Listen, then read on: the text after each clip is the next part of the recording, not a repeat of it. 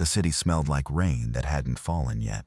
Rez Calloway stood on the roof of a parking structure on the east side of Caro, watching the clouds roll in from the direction of the industrial district. He had memorized the pattern of those clouds 3 weeks ago, the exact gray-green gradient, the way the lowest layer dragged its belly across the antenna farms on Meridian Hill, the specific quality of light that preceded a pressure front moving in off the estuary. He remembered everything. That was his gift and his affliction, the thing that made him useful and the thing that made him impossible to live with, or so his wife had told him in the last conversation they'd ever had. Her voice tight and measured the way a person's voice gets when they've rehearsed what they're going to say so many times it no longer sounds like language. He had memorized that conversation too. Every word, every pause, the exact length of the silences and what they contained. The way her left hand had moved to the strap of her bag during the part where she said the word anymore, as if she needed to hold on to something while she said it. He had been carrying the full conversation in perfect recall for 3 years, and he still didn't know which part of it had been the deciding moment. Memory didn't tell you meaning. That was the part nobody understood about his condition. They thought perfect recall gave you perfect understanding. It gave you perfect storage. The meaning was a different problem entirely. He pressed 2 fingers against the concrete railing and felt the cold of it seep into his knuckles. The city spread below him in the particular way of mid-afternoon. The traffic rhythms of a working day past its peak energy but not yet winding down. The way the buildings organized themselves into blocks of dark and pale. The distant sound of construction somewhere to the south that he had been hearing for 11 days and had started to use as a kind of unconscious clock. Somewhere below him, 12 floors down and half a block east, his daughter Mara was in a classroom learning the names of planets she would never visit. She was 8. She had her mother's eyes and his memory, which he considered the cruelest possible combination, the pairing of 2 things that should not coexist in the same small person. His phone buzzed. He didn't look at it. He already knew who it was. There were only 2 people left in his life who called him, and one of them was Mara's school, which only called on Tuesdays when the lunch deposit ran low. This was Thursday. He knew it was Thursday the way he knew everything, not through the ordinary reassurance of a calendar or a phone screen, but because the world arranged itself in sequences, and his mind tracked the sequences without effort or mercy, the days accumulating with the same faithful completeness as everything else. The other person was Davin Yorth. Rez picked up on the 4th buzz, which was a habit left over from a previous institutional life when answering too quickly made you look eager and available. And being available in that world was the same as being deployable, which was the same as having no personal leverage at all. Rez. Yorth's voice had the same quality it always had, smooth, slightly amused, like a man perpetually on the edge of a joke he'd decided not to tell. There was something practiced about Yorth's ease, the way some people's ease is a performance so deeply maintained that the performance and the person had become indistinguishable. Rez had observed him for 11 years and still couldn't locate the seam. "I need you to come in. I'm retired. You're broke." These were both true. Rez said nothing. There was a beat on the line, not awkward, just the beat of a man who had learned to let silence do work for him. "We have a new application," Yorth said. "Same basic architecture as the previous operational framework. Nothing you haven't done before. We need someone who can carry the full data package in their head. No devices, no external storage, no digital footprint. You're the only viable candidate in the current operational pool. I was the only viable candidate 3 years ago. And I told you what that did me. I know what it did to you." A pause, not sympathetic, calculating. There was a precision to Yorth's sympathy that always felt, to Rez, like a tool being selected from a kit, rather than an emotion being expressed. "I also know your daughter's tuition is 4 months in arrears and there's a lien on your apartment. The kind of lien that tends to become a different kind of problem around the 90-day mark." Rez watched the clouds move. The lowest layer was crossing the antenna farm now, its belly catching on the uppermost arrays the way cloth catches on a nail, tearing in a way that looked almost intentional. He thought about Mara eating lunch in a cafeteria, the specific sound of children's voices echoing off institutional tile, the way she always saved the orange sections for last, because she liked to end on something bright. She had told him this at one of his visits, had explained it with the matter-of-fact clarity of a child who has not yet learned to treat her own preferences as secrets. He had been present for exactly 6 lunches in 3 years. He remembered each one in sensory-complete detail. The angle of the fluorescent light at 12:17 on a Wednesday, the smell of industrial cleaner and warm bread, the weight of her arms around his neck when she ran to him, the specific temperature of her small hands against the back of his collar. Memory was not the same as presence. He had learned this the hard way. He had learned it in the way that things you know intellectually eventually land in the body, slowly, cumulatively, and then all at once in a moment that doesn't feel like learning so much as finally arriving somewhere you should have been years ago. "Where?" he said. The facility was underground, not dramatically underground, not some bunker carved into bedrock with blast doors and armed checkpoints. And the theatrical infrastructure of a place that wants you to know it is serious. Just a repurposed basement level beneath a building that had once been a water treatment administrative office and that still, on its street-level signage, announced itself as something to do with environmental compliance services. The kind of place that looked like nothing and was designed to keep looking like nothing, that existed specifically in the category of things whose most important feature was their absence of features. Rez had been in facilities like this before. He knew how to walk into them without his body telegraphing recognition, without his eyes doing the involuntary scan that trained people do and that the cameras that cover the approach corridors of places like this are calibrated to notice. He checked his collar in the reflection of a window before he went in. Force of habit. His jacket was right. His face was under control. He looked like a man visiting an environmental compliance office, which was to say he looked like a man who would rather be somewhere else, which was true in a way that he didn't need to perform. Yorth met him at the bottom of the access stairs. The man looked exactly the same as he had 3 years ago, which Rez found faintly disturbing. Some people aged and some people just accumulated. Yorth was the second kind, adding years the way a river adds sediment, invisibly and without apparent consequence, so that you never noticed the accumulation until you tried to calculate when the delta had begun.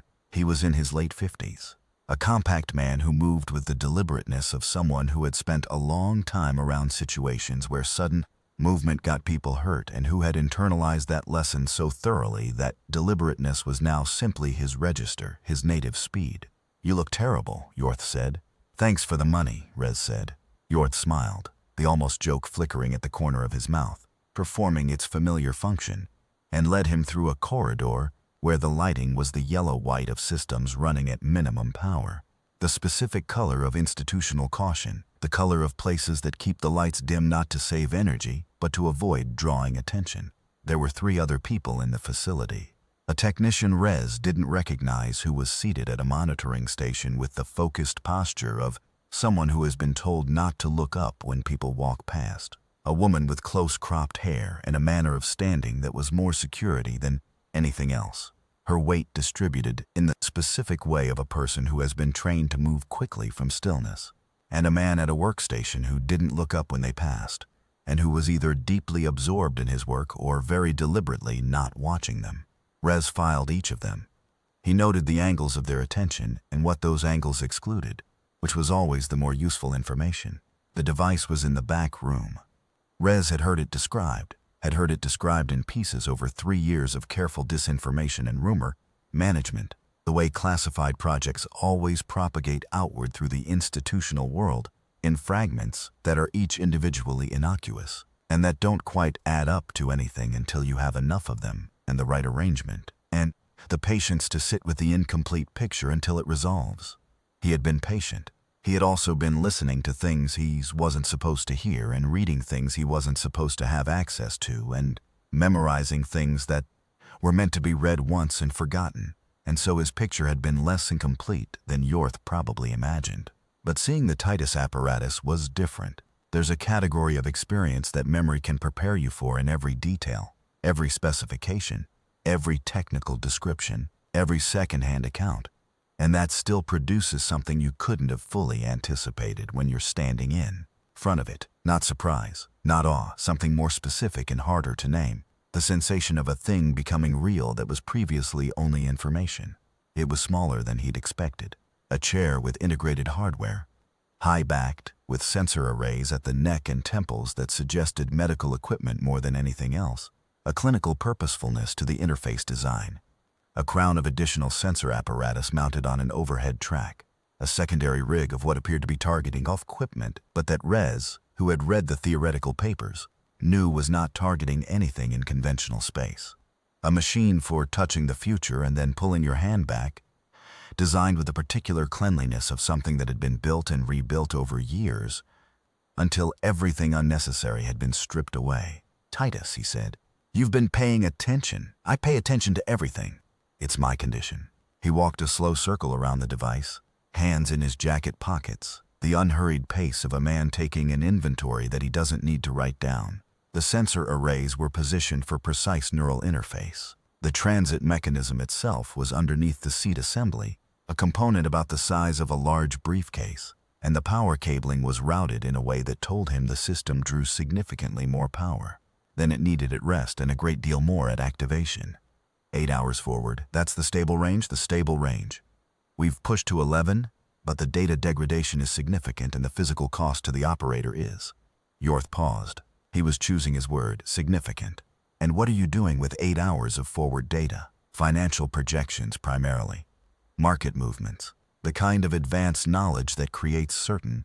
"I know what you're doing with it," Rez said. "I've known what you were doing with it for 2 years. I'm asking what you want me to do with it." Yorth turned and looked at him with an expression that Rez had catalogued and labeled across 11 years of observation.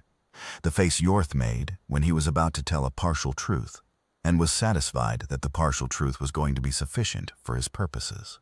It was a small expression, contained and professional, and Rez had seen it in enough context that he could now identify it with the reliability of someone reading a familiar word in an unfamiliar language, the recognition arriving ahead of the conscious analysis. "There's a signal," Yorth said, "that we've been tracking for approximately 14 months. It doesn't originate from any known terrestrial source. The transmission architecture is unlike anything in our infrastructure. We believe it's being used to influence specific market behaviors, to deliberately destabilize certain sectors in patterns that suggest coordination at a level beyond what any current human operational capability could produce. Not human coordination." The room was quiet for a moment. "The kind of quiet that has a shape," Rez said. "Say that again." "The signal pattern is not consistent with any known human system. The mathematics underlying the transmission architecture use a base structure that our analysts—" Yorth paused again, the word selection delay more pronounced this time. "They describe it as orthogonal to standard computational approaches. It's not that we can't decode elements of it. It's that decoding it fully requires a mathematical framework that we don't have established terminology for yet. Our best theorists have been working on the base notation for 14 months, and they have a partial map, and you want me to jump forward and observe the source. We want you to transit, observe and memorize everything you can carry, and return with the data intact. Standard protocol. Your memory is the recording device. No machines can survive the transit, you know this. Whatever you observe, you carry back in here." Yorth touched his own temple with one finger, the gesture of a man who respects the thing he cannot replicate. "And if I see something I don't like," Yorth spread his hands. "Reasonable man. Man of institutional necessity and careful cost-benefit analysis. Then we'll know 8 hours in advance what we're dealing with. And advanced knowledge is always preferable to the alternative." Rez looked at the chair for a long moment. He thought about what advanced knowledge had cost him before. 3 years of operational damage, a marriage that hadn't survived the weight of what he knew and couldn't share, the specific loneliness of being the person in the room who always knows more than everyone else and is prohibited from using most of it. He thought about Mara's orange sections, saved for last. He thought about the lien on his apartment. He thought about the particular arithmetic of a man who has been very specifically good at something he doesn't like being good at, and who keeps being asked to do that thing because there is no one else who can do it as well. He thought about the 900 different ways this could go wrong, and the specific nature of the one thing that outweighed all 900 of them. "I want a number," he said. Yorth gave him a number. It was a good number. A number that addressed 4 months of tuition arrears and a 90-day lien problem and still left a remainder that suggested Yorth needed him very badly and was pricing that need honestly. Rez sat down in the chair. The transit felt the way it always felt, the way it had felt the 6 times he'd done it in the previous operational period, each one memorized in complete and unhelpful fidelity, like the universe forgot you for a moment and then remembered you somewhere else. not painful, not disorienting in any conventional sense, not the spinning vertigo of physical displacement or the scrambled confusion of a hard impact. More like the experience of waking up in the middle of the night in an unfamiliar room and having that brief, clean, terrifying instant where you have no context, no past, no immediate, no self, and then everything floods back at once. The identity reassembling like a system rebooting, except that what floods back isn't your own present. It's someone else's future. It's a future that hasn't happened yet becoming, for the duration of your presence in it, as real as anything you've ever stood in. He arrived in the same room. The lights were different. Not off, operational, but altered in a way that wasn't about the bulbs or the fixtures. The quality of the illumination had changed, as if the light were coming from slightly different angles and was slightly different in its wavelength, a shift subtle enough that most people wouldn't have registered it as a change at all. The quality of the air was different too, thicker, carrying an undertone of something chemical that sat at the edge of identifiable, something with an organic component that he filed automatically as he filed everything, dated, cataloged, cross-referenced against every chemical signature he'd ever memorized, finding no match. The workstation was still there. The Titus apparatus was still there, but it was different. The modifications to it were extensive, not the additions of engineers improving a design over 8 hours, not the iterative adjustments of a technical team working a problem, but something that had happened more completely and from a different direction than that. Sensor arrays had been replaced or augmented with structures that had no analog in Rez's very extensive memory of manufactured objects.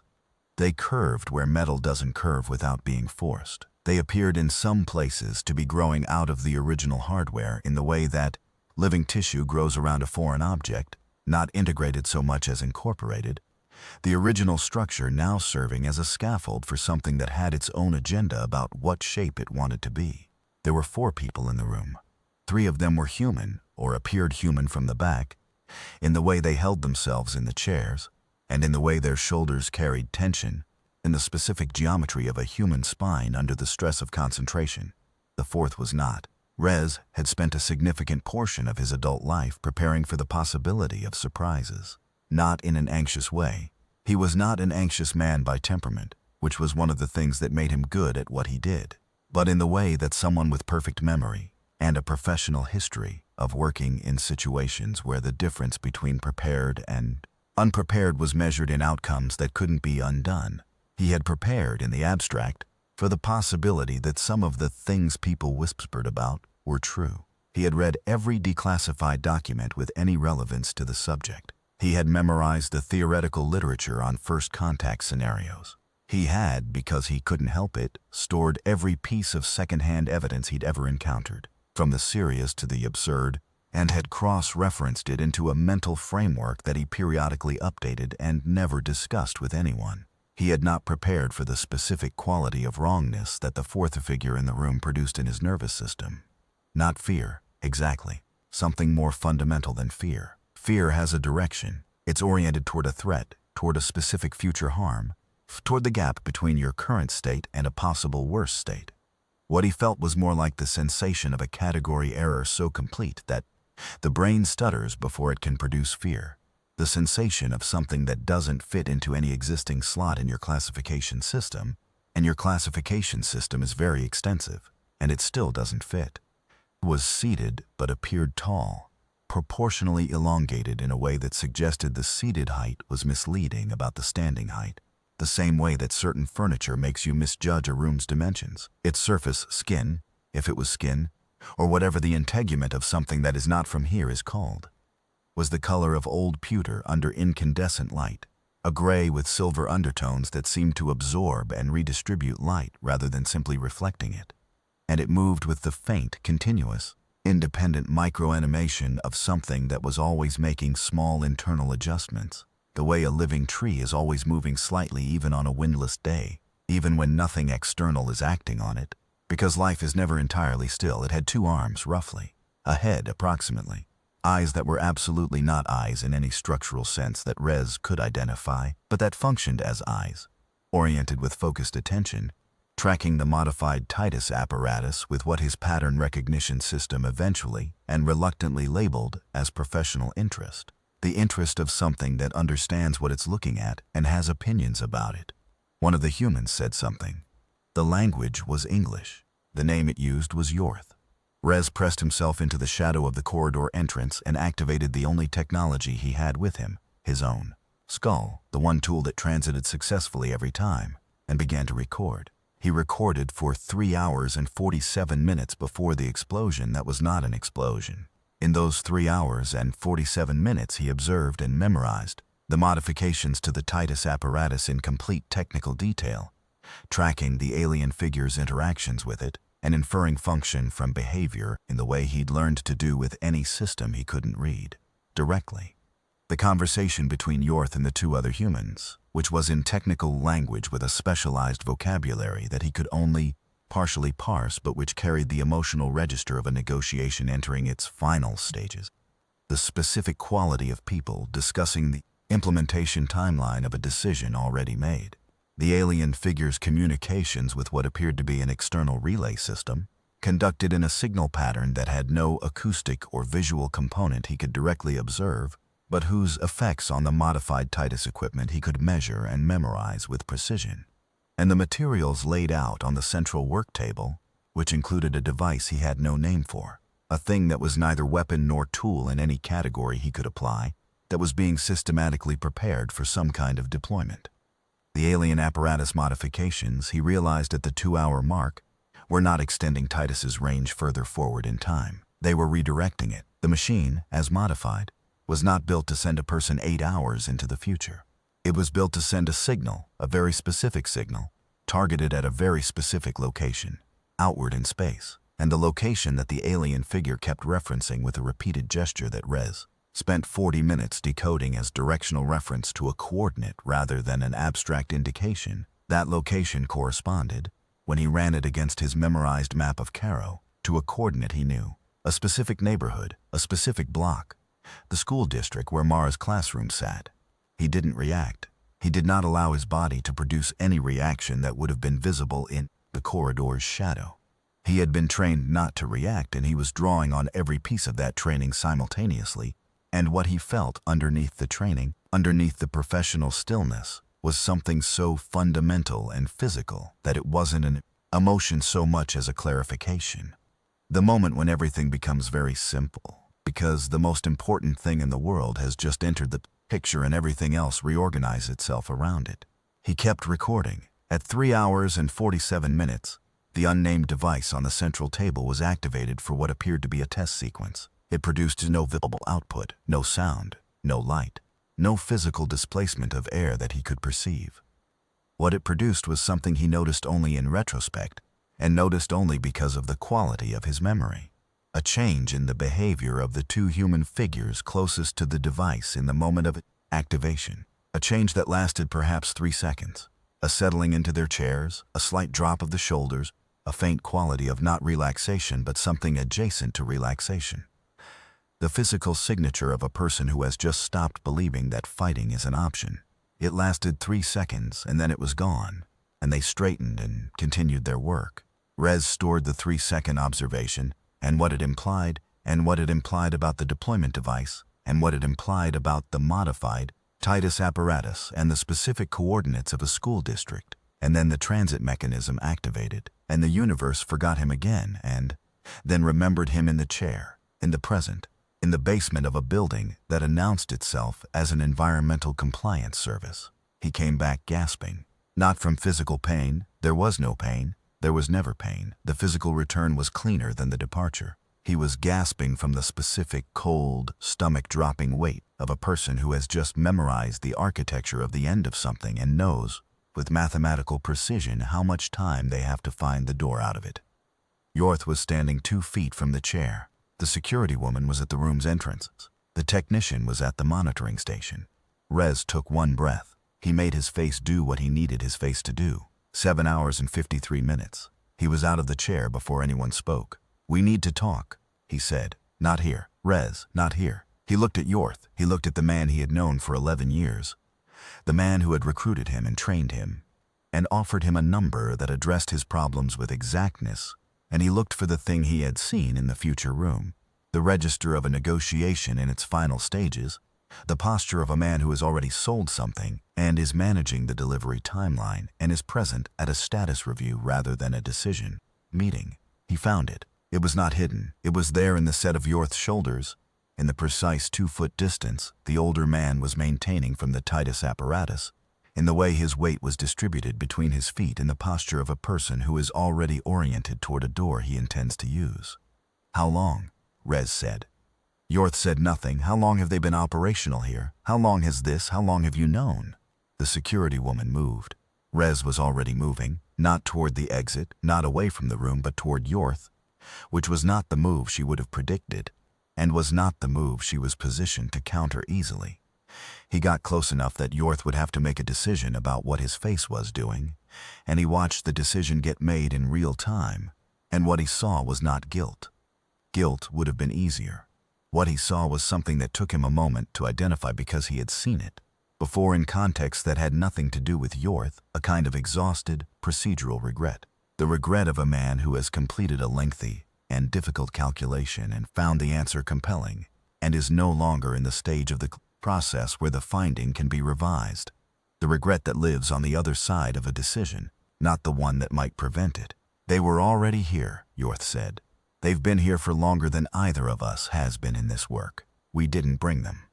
We found the access point, found evidence of the access point, what they'd built, how they'd installed their relay architecture in the public infrastructure over the course of decades, and we made a determination about the viable options, an accommodation. The terms are structured to minimize." "I saw the device," Rez said. His voice was even. He was very careful about his voice.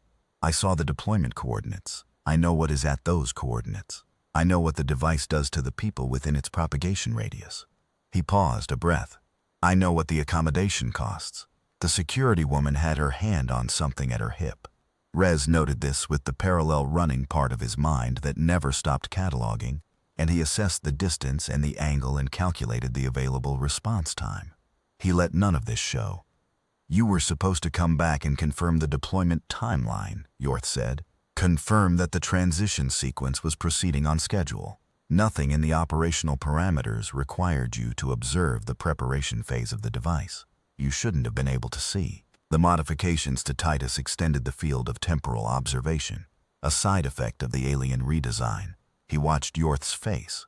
"They didn't tell you that part, did they? That by modifying the apparatus to suit their purposes, they made it possible to observe more than the designated target window." He let that sit for a moment.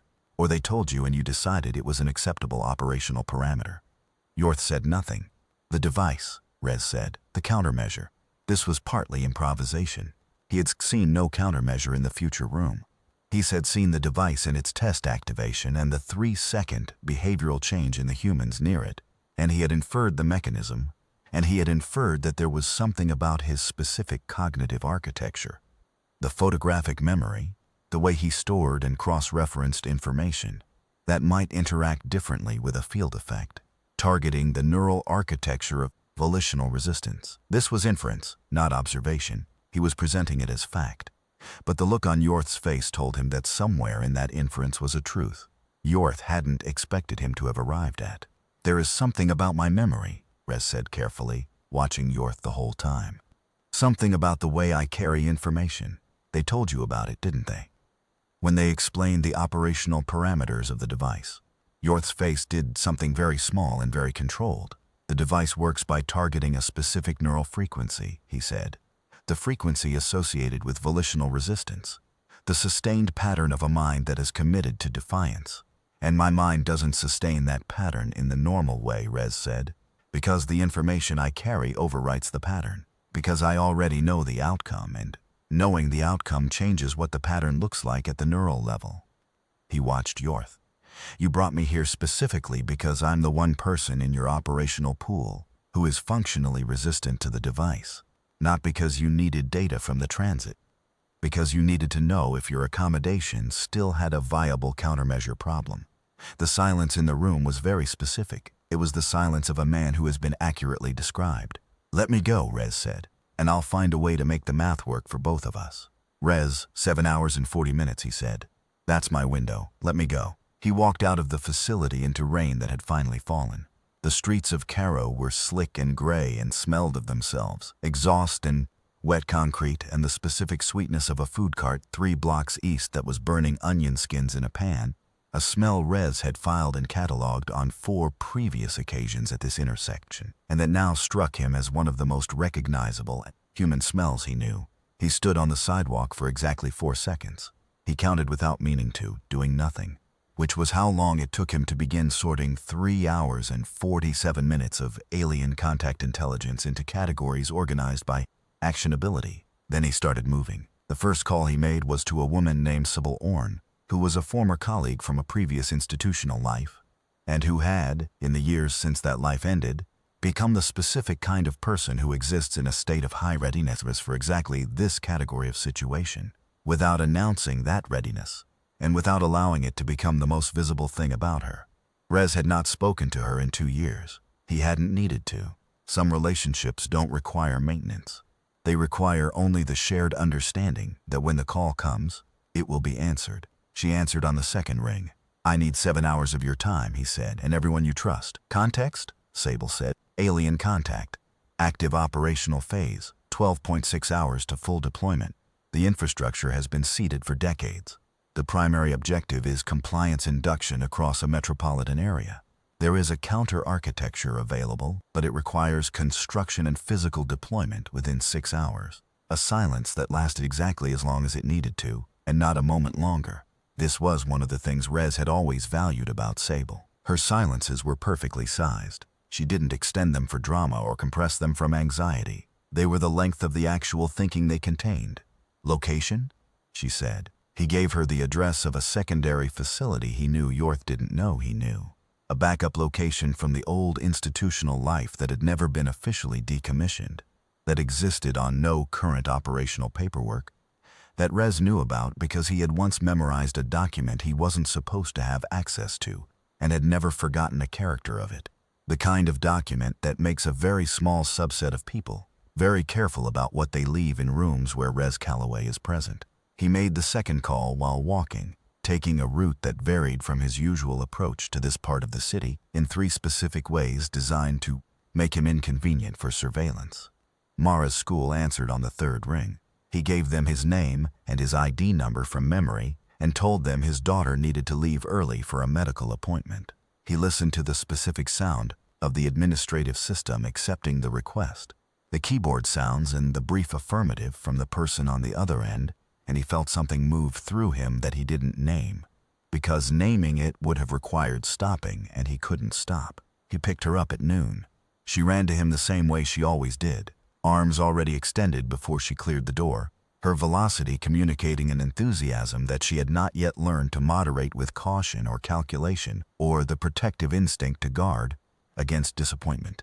He caught her and held on longer than she expected, long enough that she stopped trying to pull back and went still against his chest, her small hands flat against his jacket, which was the signal between them that something was serious, not spoken, not agreed upon deliberately. The kind of communication that develops between 2 people who don't see each other as often as they should, and who have learned, in the absences, to read each other more carefully in the time they have. "Dad," she said into his collar. "I know," he said. "I know. I've got you." He put her in the car. He drove. He told her what a child can carry of what was true, that some people had made a mistake, a large one, and that he needed to help fix it, and that he needed her to be somewhere safe with people he trusted while he did. He told her that when it was done, they would have dinner anywhere she wanted, and she could choose the place, and she could have the orange sections. First this time if she liked, not last. She listened with the serious attention of a child who has learned that her father tells the truth even when the truth is complicated, which is a harder lesson than it sounds and takes longer to learn than most people realize. "Are you scared?" she said. He thought about saying no. It would have been faster. It would have been the answer that kept the conversation moving without adding weight to it. "Yes," he said. She nodded once slowly, the nod of a person conducting a private verification. "Okay," she said, "that means it's real." He didn't ask her what she meant by that. He filed it. He drove. Sable Orn was already at the backup facility when he arrived, which he had expected. She had brought 4 people with her, former institutional colleagues, each of them carrying the specific professional calm of individuals who have spent careers being the answer to problems that can't be solved through official channels, and who have developed through that career the particular quality of stillness that comes from having been in many situations where panic was available and choosing not to take it. Rez knew two of them by name: Desh, former communications specialist and the kind of person who builds things in basements that governments eventually try to acquire, and Hess, a former field operative who had the specific combination of physical competence and patience that made him good at being in the right place at the right time and then doing nothing until the moment to do something arrived. The other two he knew by reputation. They turned out to be named Faro and Crean, an applied physicist and a systems architect, respectively, both currently the kind of people who take unusual calls and show up with no explanation required. He laid it out in 22 minutes. Everything he'd seen in the future room, in the precise sequence of observation, with the specific sensory detail that made his accounts useful rather than merely comprehensive.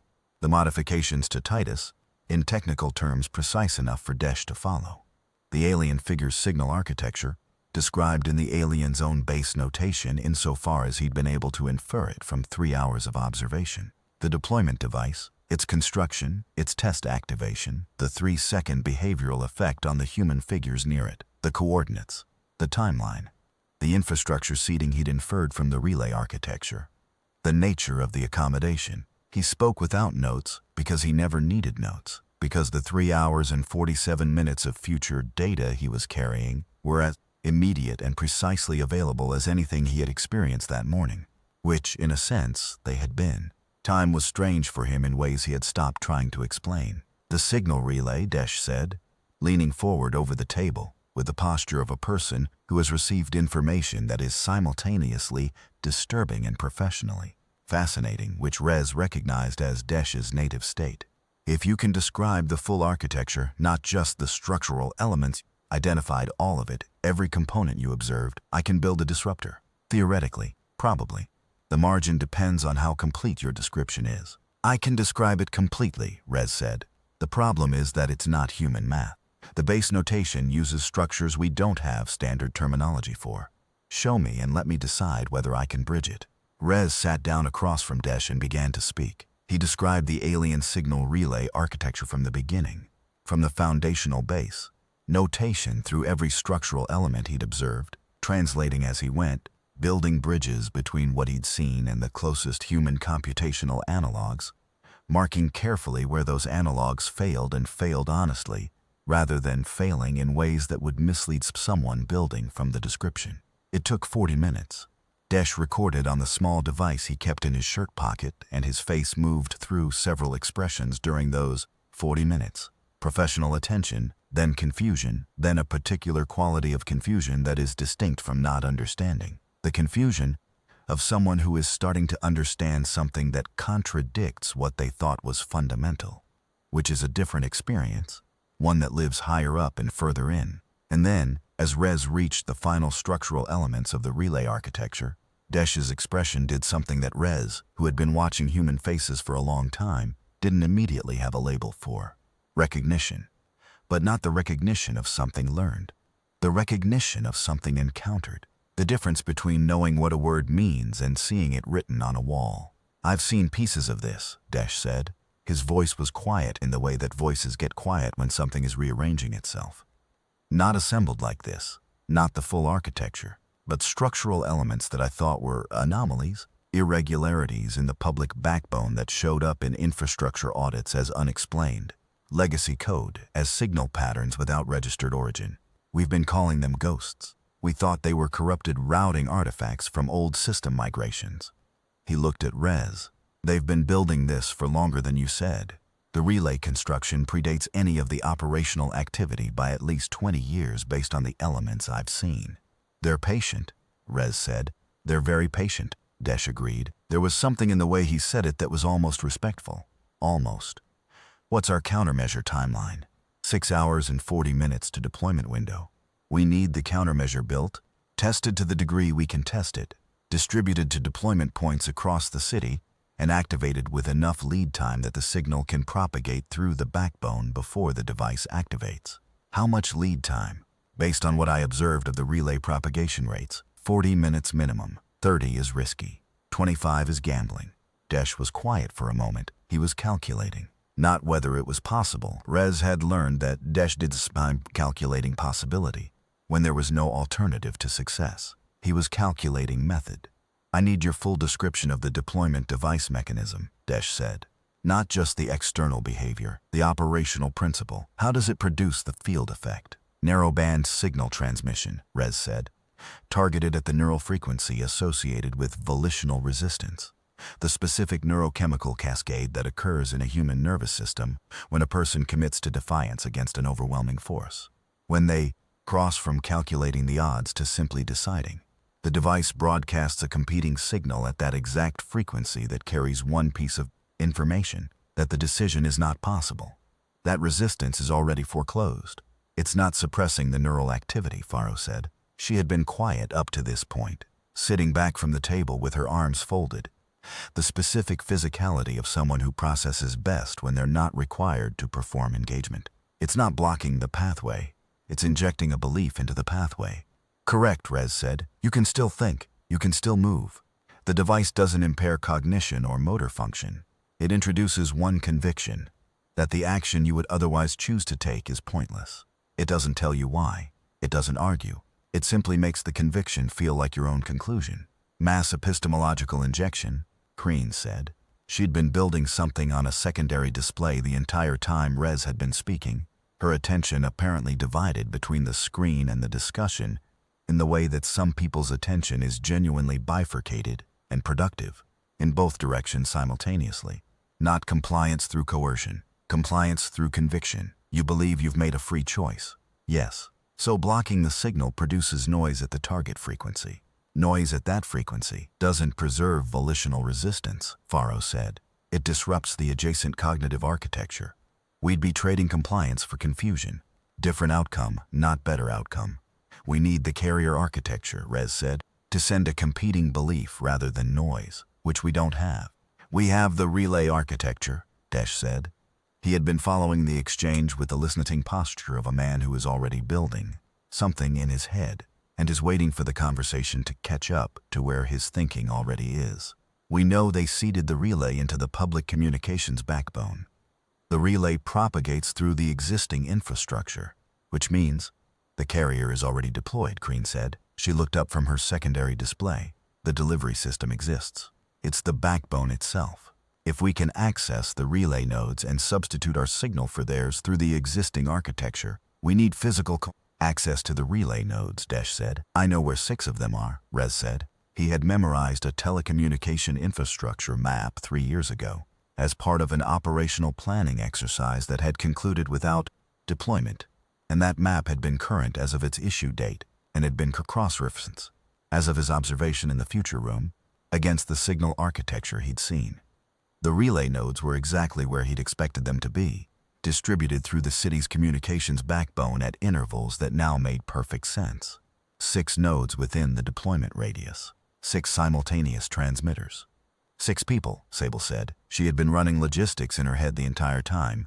Rez knew. He'd watched her do it in other rooms, the parallel processing visible only in small things, the way her eyes moved when she wasn't speaking. Plus a driver for each team. 12 minimum. We have 12, Rez said. I know we have 12, Sable said. I'm the one who called them. And the competing signal, Faro said. She had moved to the whiteboard.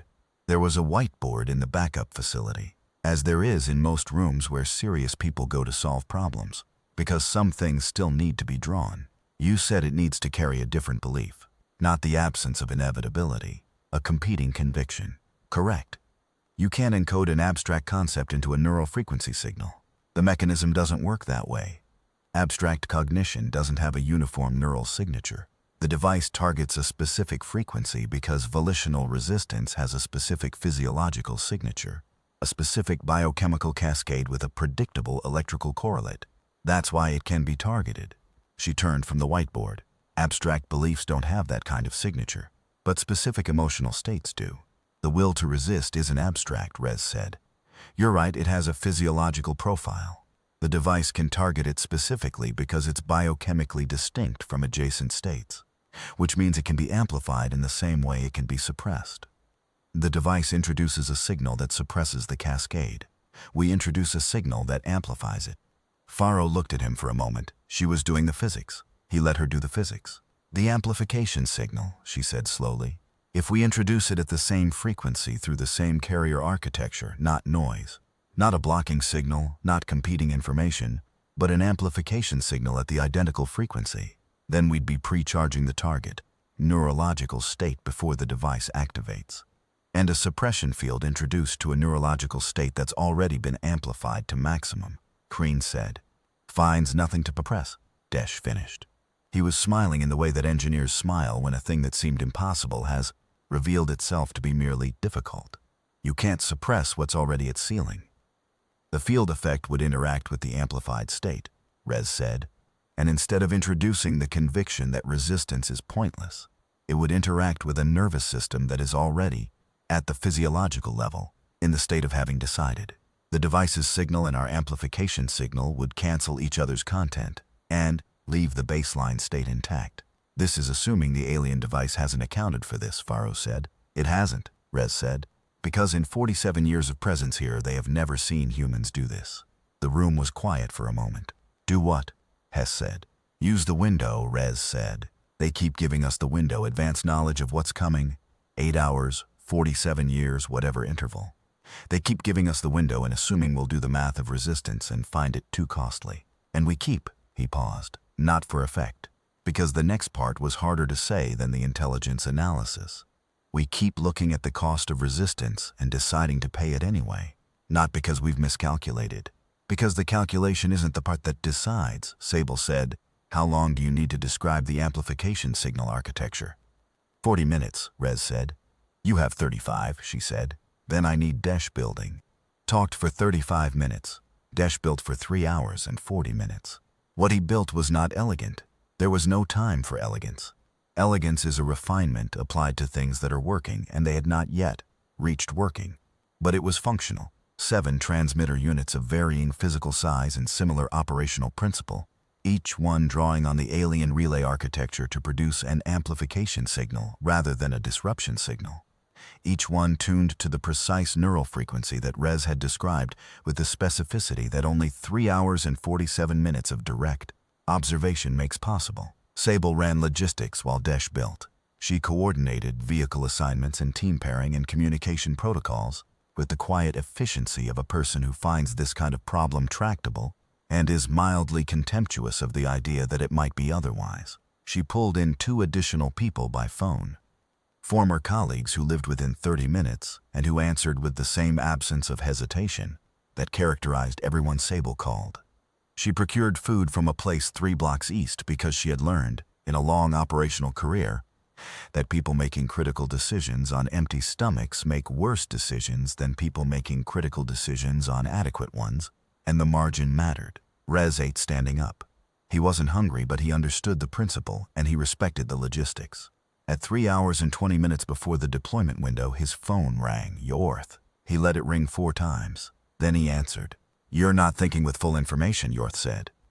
His voice had the texture it always had, the smooth amusement, the performance of ease. But there was something underneath it now that Rez could hear because he had been listening to Davin Yorth for 11 years, and he had memorized the specific acoustic signature of the man's voice under different kinds of pressure. There was pressure now. Not panic, something more like a person managing a timeline. What you saw was a partial observation. There are contextual factors that. Tell me what the accommodation actually prevents, Rez said, not the framing. The specific preventive outcome. A pause. There are capabilities in their operational inventory that make the compliance device look gentle.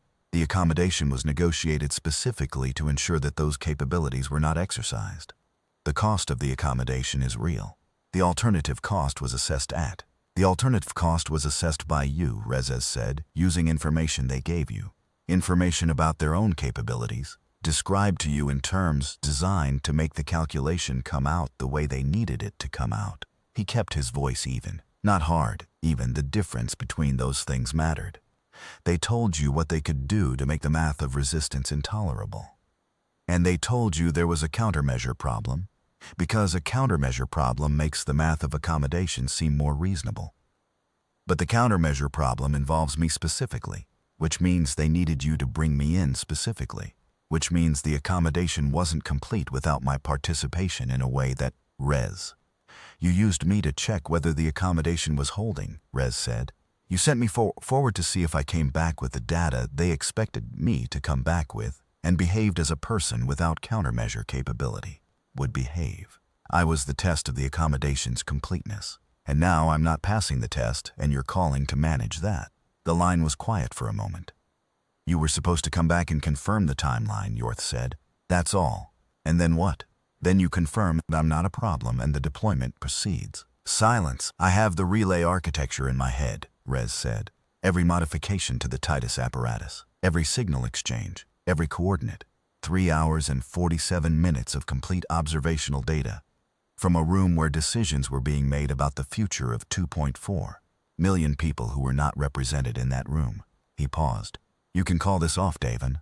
You can pull the thread on the accommodation. You have the access to do it. You built the access in. Call it off and we talk. Or don't, and we find out what humans do with 8 hours. Another silence, longer this time. You can't stop it with what you have, Yorth said. His voice had changed again. The amusement was gone entirely now, and what was left was something that sounded, under the professional surface, like exhaustion. I know what you're trying to build. I know the countermeasure principle. It's been analyzed. The deployment radius will outrun any ground-level propagation from fixed points within. Not if we use the backbone, Rez said. The silence that followed was the longest one yet. You found the relay nodes, Yorth said. I memorized an infrastructure map 3 years ago, Rez said. You should have known I would. He ended the call. He was already moving. The 6 transmitter teams deployed in 3 vehicles, 2 nodes per vehicle, 2 operators per team plus driver. Rez drove himself to the west side node, the Caro Communications Relay Station on Marin Street, 40 feet underground, access through a service door at basement level. He had the code memorized, and it took him 11 seconds to get through the door, which he considered acceptable. The basement was cold and smelled of metal and insulation, and the low-frequency hum of electronics running continuous operations. The relay node was the 3rd rack from the north wall, identified by the specific configuration of its housing against the schematic he was carrying in his head. He connected Desh's transmitter to the signal feed bus with the focused steadiness of a person who has elected not to waste processing. Power on the option of their hands shaking. He ran the alignment sequence twice, both times exact. His earpiece crackled. Sable. All 6 teams in position, confirm status. 5 confirmations, then his own. 6 for 6, hold for T-40, Sable said. Rez sat on the concrete floor next to the relay node. The hum of the electronics surrounded him. He had spent a long time in rooms like this. Not this specific room, but this category of room, the infrastructure basement, the underneath place where the city's nervous system ran its quiet, continuous operations. He thought about how much of human civilization was underground. The cables, the pipes, the routing architecture, the buried channels through which the things that made the city work ran without anyone needing to think about them. You only thought about the infrastructure when it failed. That was the definition of good infrastructure, the kind you don't notice. He thought about Mara. He thought about her in the way he usually tried not to. Not the cataloged inventory of visits and recalled sensory data, but the underlying thing that the inventory was a structure around. The specific and uncomplicated fact of loving someone who needed you to be somewhere you kept failing to be. He had made an arithmetic of it, over 3 years, the way people do with things they can't change. He had added up the absences and found them each individually justifiable and collectively damning. He thought about what she had said in the car. That means it's real. He thought about what she meant by that his fear was evidence of the thing's seriousness, that she trusted his fear more than his reassurances. That an 8-year-old with his memory and her mother's eyes had worked out, in the compressed and efficient way of children learning to read their unreliable parents. That the presence of fear meant he was telling the truth, and the absence of fear meant he was managing her. She was right. She had always been right. He had been managing her for 3 years, and she had known and had been patient about it in the way children are patient with the adults they can't afford to give up on. T-43 minutes, his phone buzzed. Hess on the 6th team, the last node was locked. A maintenance schedule conflict, irreducible administrative chaos. Hess was working the mechanism. "Give me 8 minutes," Hess said. "You have 6, Rez said. "Then we go without the 6th. Understood." 5 minutes and 40 seconds later, Hess confirmed node access. 6 for 6. At T-minus 40 minutes, Sobel said activate. Rez activated the transmitter. The signal went out through the relay node and into the infrastructure backbone, the vast, interconnected system of fiber and copper and wireless that Cairo shared with the surrounding city network. The architecture that had been built over 70 years of human beings needing to communicate across distance and had been seeded over the same 70 years with relay structures that were not human. The amplification signal propagated at the speed of the medium toward the other 5 relay points and merged with them and amplified and spread. What it broadcast was not a thought. It was a physiological state, the neurochemical signature of the specific condition that precedes the decision to resist, the biochemical cascade of a human nervous system that has made up its mind, not the thought itself, the condition under which the thought becomes possible, the physical substrate of the choice, preloaded and waiting. It reached the first of the 2.4 million people in the deployment radius in approximately 4 seconds. It reached the last in just under 7 minutes. Most of them felt nothing identifiable, a breath of something, a faint clarity, the unconscious physical experience of being in a state that they were already in, but hadn't noticed until it became fractionally more pronounced. The way you don't notice breathing until someone mentions it, and then you're aware of every breath. At T-minus 18 minutes, Desh's voice in Rez's earpiece, "They know. The alien relay is actively trying to override the backbone. Signal degradation incoming. They're pushing a counter-broadcast through the same infrastructure at higher amplitude. How long before they suppress us? 12 minutes if they're running at full power.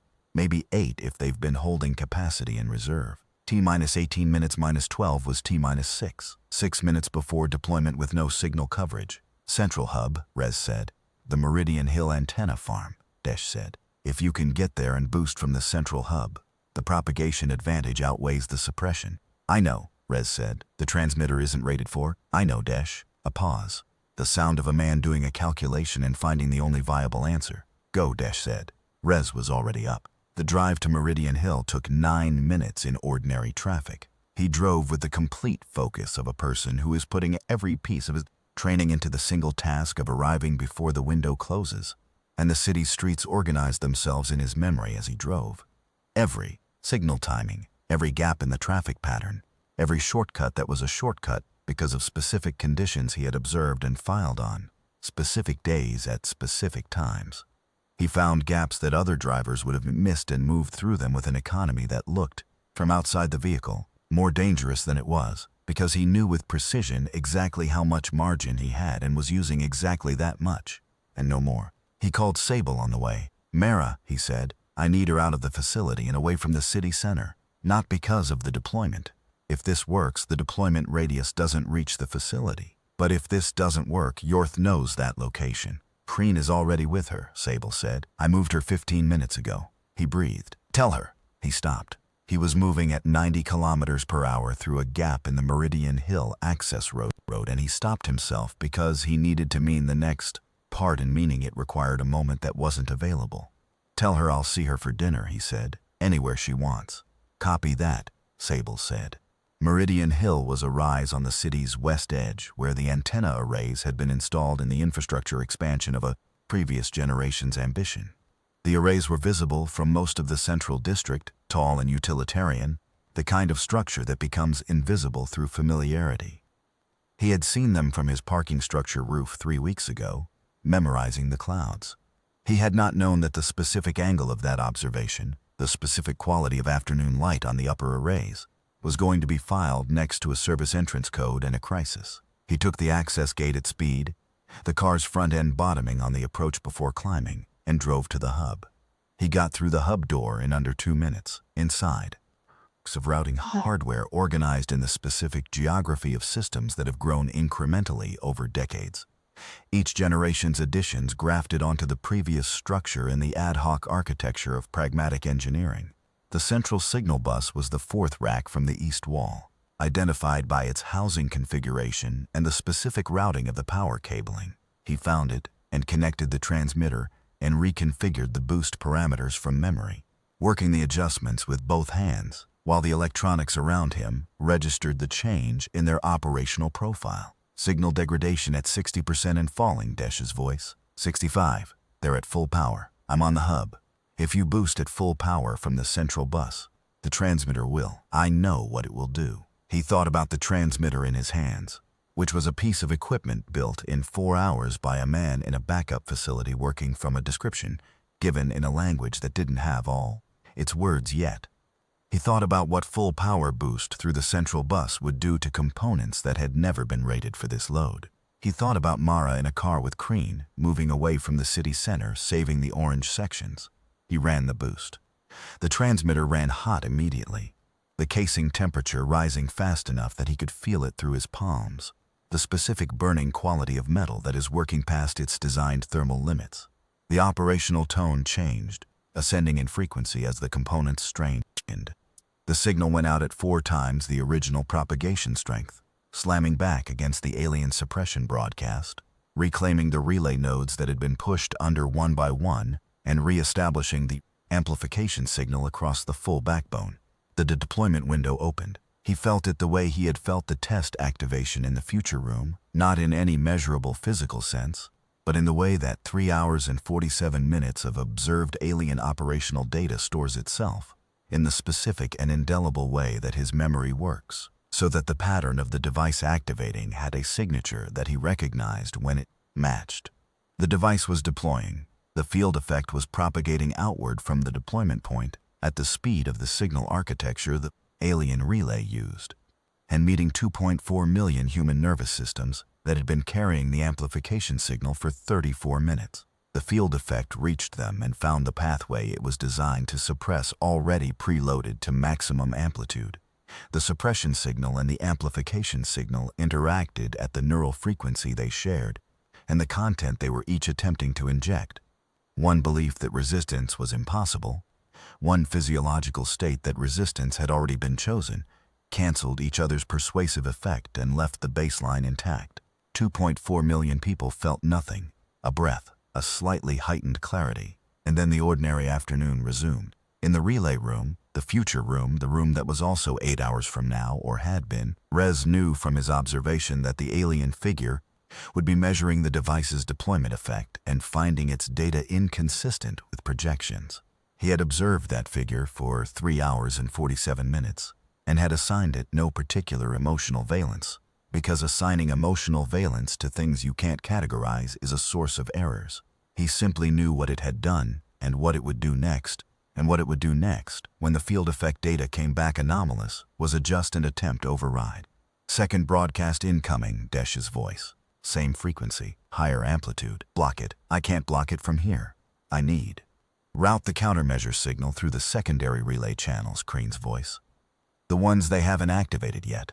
The ghost channels in the infrastructure, the anomalous legacy nodes that Desh identified. Use those. A pause. That's alien infrastructure, Desh said. Yes, Crean said. Their own relay carrying our signal. They'll have to shut down their own delivery architecture to stop us. Another pause. Shorter. Reading now, Desh said. The second broadcast hit and was met by the countermeasure propagating through the alien relay's own channels. And the interaction this time was faster because both signals were using the same architecture and the same nodes and the same propagation paths, and a suppression signal and an amplification signal running in the same medium at the same frequency arrived at every nervous system in the deployment radius simultaneously and canceled each other completely and left again, the baseline intact. Third attempt incoming, Desh said. They're a pause. No, wait. The relay's going dark. They're withdrawing. Silence in the earpiece, then Sable's voice very quiet, very even, confirmed. Signal withdrawal confirmed across all 6 nodes. The backbone is clean. The transmitter in Rez's hands was at a temperature that was burning his palms. He set it down on the routing rack. It made a sound. A final pop of contracting metal. The sound of a thing that has done everything it was capable of doing and is now finished. He looked at his hands. Red across the palms, not blistered, the kind of heat mark that stays for days. He had a good memory. He thought he would probably remember the specific quality of that burn for the rest of his life, which he hoped would be long enough to be worth the memory. He stood in the hum of the antenna hub and breathed and waited. His phone rang. Yorth, he answered. It didn't work. Yorth's voice had changed entirely. The smooth amusement, the performance of ease, the almost joke at the corner of everything, all of it was gone. What was left was older and smaller. The voice of a man standing at the end of a calculation that hasn't produced the answer he needed. The deployment. They're reporting anomalous field effect results. The compliance induction failed across the full deployment radius. They're saying, a pause, they're saying it's as if the target population was already committed. They were, Rez said. How? Because you gave me 8 hours, Rez said. You gave me 8 hours and you didn't account for what that means. You've been making this accommodation for decades, Davan. You've been working with them for longer than I've known you. And in all that time, with all their advanced intelligence and their patience and their analysis of human decision-making, they never accounted for what we do when we have a window. He paused. We use it every time. We always use it. The line was quiet, the hum of the electronics around him. Rain on the roof of the hub beginning softly building. What happens now, Yorth said. Now there's a conversation, Rez said. A real one. You and me and Sable and Ardeni from the oversight office, and whoever else needs to be present for it to mean something legally and operationally.